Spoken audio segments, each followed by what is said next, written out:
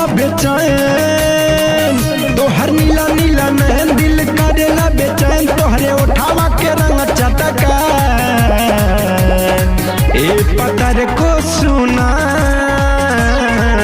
जान मार ढोढ़िया तहार ए पतर को सुना जान मार ढोढ़िया तोहार।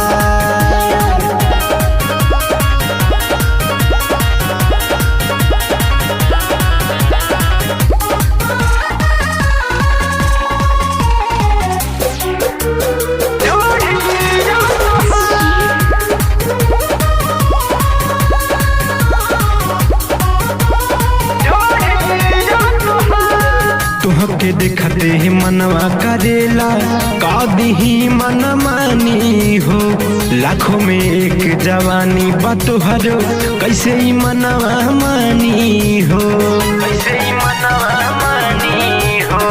तुहके देखते ही मनवा करेला कादी मन मानी हो लाखों में एक जवानी बतोहरो कैसे ही मनवा मानी हो। नइखे होला बरदा पूरा कर तनिया नइखे होला बर्दाश्त पूरा कर तनिया से नहीं जिए देता कजरा तहार ए पतर को सुना जान मार ढोढ़िया तहार ए पतर को सुना जान मार ढोढ़िया तोहार।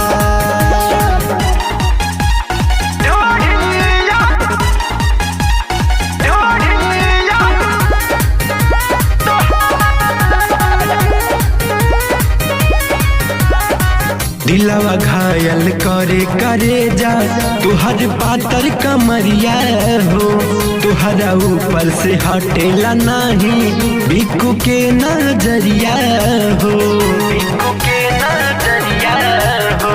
दिलवा घायल करे करे जा तुहर पातर कमरिया हो तुहर ऊपर से हटेला नहीं बिकू के नजरिया हो। तोहर नइखे कौनो जो तू ता लागेलू बिजोड़ तोहर नइखे कौनो जोड़ तू ता लागेलू बिजोड़ गौतम कहेला कि बन जा हमार ए पतर को सुना